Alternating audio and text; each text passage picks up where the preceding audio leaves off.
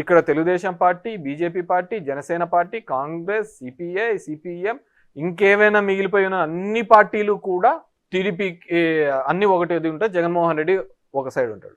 So ఆ system we have to appreciate, we have to go. డెఫినెట్గా జనం తరపున నిలబడతాడు, జనం తరపున ఫైట్ చేస్తాడు, ఎత్తి చూపుతాడని నేను. అంటే మీరు పదే పదే జగన్మోహన్ రెడ్డి గారు ప్రతి సభలోనూ ఒక ముఖ్యమంత్రి స్థాయిలో ఉండే వ్యక్తి పవన్ కళ్యాణ్ ఉద్దేశించి కారులను మార్చినట్టు పెళ్ళాలను మారుస్తాడు, 3 పెళ్ళిళ్ళు 4 పెళ్ళిళ్ళు అంటూ బహిరంగ వ్యాఖ్యలు చేయటం అనేది అవతల వ్యక్తికి సింపతి తెచ్చిపెడుతుంది, ఈ మీద నెగిటివిటీ తెచ్చిపెడుతుంది. పైగా సీఎం స్థాయిలో ఉన్న వ్యక్తి బహిరంగంగా అలా మాట్లాడచ్చా? అది పవన్ కళ్యాణ్ ప్లస్ అయింది కదా? డెఫినెట్గా ప్లస్ అయింది, దాన్ని ప్లస్గా చేసుకున్నాడు కూడా. ఇప్పుడు చిరంజీవి అలాంటి సందర్భం ఒకటి, చిరంజీవి వచ్చి సార్ సార్ సార్ అన్న టికెట్లది అదేదో చిన్న వీడియో క్లిప్ పెట్టినాడు, అంతకుముందు మాట్లాడినది అన్ని పక్కకు పోయినాయి. ఆ క్లిప్నే చూసి మా అన్నని ఇట్లా అంటారు ఇదంటారు. పవన్ కళ్యాణ్ ఒక స్టాండర్డ్గా ఉంటాడు అనేది ఒక మాట మీద ఈరోజు ఏది చెప్తాడో దాన్ని మళ్ళీ కంటిన్యూ చేస్తాడని ఏం లేదు. ఎందుకంటే చంద్రబాబుని ఎలా తిట్టాడు, బీజేపీని ఎలా తిట్టాడు, లేకుంటే అందరిని ఎలా తిట్టాడు, మళ్ళీ ఇప్పుడు ఎలా పొగుడుతున్నాడు, మళ్ళీ ఎలా తిడతాడు, ఇవన్నీ అతను వదిలే. కానీ మీరు అంటున్నట్టుగా భారతీయ సంస్కృతిలో భాగంగా అలాంటివి తప్పు అని చెప్పే ప్రయత్నం చేసినట్టు, కానీ ఆ చెప్పే విధానం అనేది ఆ పద్ధతి కాదు అని నేను అనుకుంటున్నాను. మేబీ దానివల్ల కూడా పవన్ కళ్యాణ్కి అడ్వాంటేజ్ అయి ఉంటుందని నేను అంటున్నాను. అందుకే పోటీ చేసిన 21 స్థానాల్లో 100% స్ట్రైక్ రేట్ ఇప్పుడు గెలవటం అనేది నేనేమంటే జగన్మోహన్ రెడ్డి గారి ఏ విధంగా ఒక సక్సెస్ స్టోరీగా మనం చెప్పుకుంటాము, పవన్ కళ్యాణ్ కూడా ఒక సక్సెస్ స్టోరీనే. ఎందుకంటే నిలబడిన అన్ని చోట్ల ఓడిపోయి ఒక ఎమ్మెల్యేతో గెలిచి ఆ ఎమ్మెల్యే కూడా పక్కకు పోయి 2 చోట్ల ఓడిపోయి కూడా తిరిగి బౌన్స్ బ్యాక్. సరే అతను ఏదో నా వ్యూహం నాకు ఉంటుందన్నాడు, సరే అతనిలాగా ఎవడు మాట్లాడలేదులే, అంటే కులాల పరంగా కానీ మతాల పరంగా అంత ఓపెన్గా మాట్లాడి నా కులం నాతో ఉండాలా అనే మనం. సో వాట్ ఎవర్ మేబీ తన ఆ 21 మందిని కూడా గెలవడంలో కూడా ఒక సక్సెస్ స్టోరీ. ఎందుకంటే దీనికి సీజనల్ పొలిటీషియన్స్ తప్ప, ఈ విధంగా రాజకీయం ఒక వృత్తిగా ఉన్న వాళ్ళే ఈ విధంగా బౌన్స్ బ్యాక్ అవుతారే తప్ప, మిగతా వృత్తుల మీద ఉండి సినిమా లాంటి వృత్తులో లేకుంటే మిగతా వ్యాపార వృత్తులో ఉండి ఇది ప్రైమరీ ఇంట్రెస్ట్ కాకుండా మిగతా దాని మీద ఉన్న వాళ్ళు ఇలా బౌన్స్ బ్యాక్ కావడం చాలా కష్టం. కానీ it's a success story of Pawan Kalyan అని చెప్పుకోవచ్చు.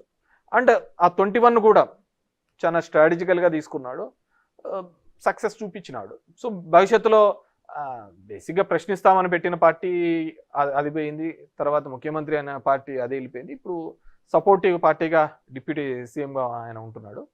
We have to wait and see ఇదే కంటిన్యూ అవుతాడా, మరి ఎలా ఆ సీట్లేకి రావడం. ఇప్పుడైతే నేను లేదు 10 ఏళ్ళుగా చంద్రబాబే ఉండాలని ఆయనే అంటున్నప్పుడు, so we can't expect him in CM seats. వాళ్ళ ఫ్యాన్స్ కానీ వాళ్ళ కమ్యూనిటీ కానీ ఏదైతే మా వాళ్ళలో ఒకడు ఆ ముఖ్యమంత్రి సీట్లో కూర్చోవాలి అని కోరుకున్నారో వాళ్ళది ఇప్పట్లో నెరవేరే కార్యక్రమం కాదు. వాట్ ఎవర్ మేబీ జగన్మోహన్ రెడ్డిని ఓడించడానికైతే ఖచ్చితంగా పవన్ కళ్యాణ్ అనే వ్యక్తి లేకపోతే తెలుగుదేశం అనే పార్టీ ఇప్పటికీ కూడా జగన్మోహన్ రెడ్డిని ఓడించలేదు.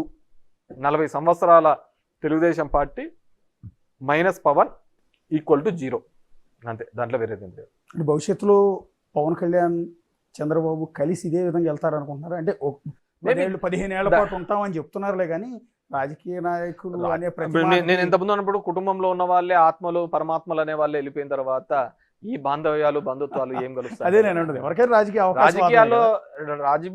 రాజకీయాల్లో డైనమిక్స్ మారుతూ ఉంటాయండి. సో ఇతను ఇప్పుడు మొట్టమొదటిసారి పవర్ చూశాడు. సో ఆ పవర్ చూడాలి అని తన ఫ్యాన్స్ కానీ తన కమ్యూనిటీ వాళ్ళు కానీ కోరుకుంటున్నప్పుడు ఆ విధమైన అడుగులు వేయచ్చు. బీజేపీ ఉన్నప్పుడు ఏదైనా జరుగుతుందండి.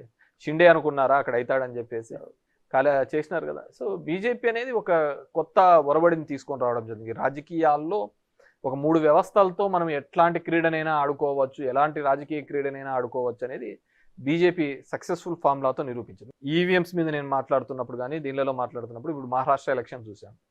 ఖచ్చితంగా 6 నెలల కిందట జరిగిన ఎంపీ ఎలక్షన్స్లో బీజేపీ వాళ్ళ కూటమి 10 సీట్లు వచ్చినాయి, 30 అగెనెస్ట్ కాంగ్రెస్కి వచ్చినాయి. ఏమంతా 5 నెలల్లో మారిందని చెప్పి 225 సీట్లు వచ్చినాయి చెప్పండి. దట్టు షిండే నాయకత్వంలో ఎలక్షన్స్ పోయినారు. అక్కడ ఏమంత డెవలప్మెంట్ జరిగింది, ఏమంత అద్భుతాలు జరిగాయి. So there is some manipulation is going on. ఎందుకంటే నేనేమని నమ్ముతానంటే ఈ ఫోన్ అనేది ట్యాప్ చేయాలనుకున్నప్పుడు ఆ మిషనరీ ట్యాప్ చేయడం అనేది పెద్ద విషయం కాదు. అంటే మొన్న ఆంధ్రప్రదేశ్ ఎన్నికల్లో కూడా ట్యాంపరింగ్ జరిగిందని నేను పూర్తిగా నమ్ముతాను. అలా నమ్మకపోతే సుప్రీంకోర్టు ఇచ్చిన గైడ్లైన్స్ ప్రకారం ఎస్ఓపి కౌంటింగ్ చేయాలి, ఈవీఎంలు అనేది కౌంట్ చేయాలి అని ఇచ్చినప్పుడు దానిలో ఎంత ఉండాలి అనేది వీళ్ళు ఆ పద్ధతి కాకుండా మొత్తం అదంతా 0 చేసి మళ్ళీ ఓట్లన్నీ వేయించి అవి ఎంచుతామనే పద్ధతికి ఇప్పుడు వాళ్ళు కొత్త SOP తీసుకొని వచ్చినారు, స్టాండర్డ్ ఆపరేటింగ్ ప్రొసీజర్స్. నేనేమంటే ఒక హుండీలో లెక్కేయాలన్నప్పుడు హుండీలో ఎంత డబ్బు ఉందని లెక్కేయాలి, కానీ హుండీ డబ్బులన్నీ పక్కకేసి నువ్వు మళ్ళీ డబ్బులు వేసి అది ఎంచుతామంటే ఎట్లా సేమే ఉంటుంది. ఎలక్ట్రానిక్ గ్యాడ్జెట్స్ అనేది ఏది వాడినా కానీ అది కాంప్రమైజ్డ్ అవుతాయి. 2019లో మీకు 151 వచ్చినప్పుడు కూడా టీడీపీ అదే ఆరోపణ చేసింది. డెఫినెట్ గా Something ఏదో జరిగింది. నేను అప్పటికి మాకు 150 రాని, భవిష్యత్తులో 170 రాని, ఇంకోటి రాని, కానీ ఎలక్ట్రానిక్ మిషనరీతో ఓటింగ్ అనేది జరగకూడదు అనేది నేను ఫమ్గా బిలీవ్ అవుతాను. ఇప్పటికైనా మారాలి. ఎందుకంటే నేను నిన్న కూడా చెప్పాను, ఈ దేశంలో ప్రజాస్వామ్యం అనేది పెద్ద బూతుగా అయింది, ఎలక్షన్స్ అనేది ఒక హేళనగా అయింది. ఎప్పుడో టీఎన్ శేషన్ కాలంలో మనం చూసాం ఎలక్షన్ కమిషన్ కంటే అంత రైట్స్ ఉంటాయి, అంత పవర్స్ ఉంటాయని. ఎందుకంటే నేను కూడా చెప్తున్నాను, ఇప్పుడు 94లో మా నాన్న ఇండిపెండెంట్గా నిలవనప్పుడు 500తో ఓడిపోయినప్పుడు మేము రిగ్గింగ్ చేసుకున్నాం, 99లో రిగ్గింగ్ చేసుకున్నాం. ఆ రోజు పేపర్ మీద ఉంది కాబట్టి రిగ్గింగ్ చేసుకుంటున్నాం. ఇప్పుడు మారింది, టెక్నాలజీ మారింది, ఈవీఎంస్తో రిగ్గింగ్ జరుగుతున్నాయి, అంతకంటే వేరేది ఏంది కానీ లేదు.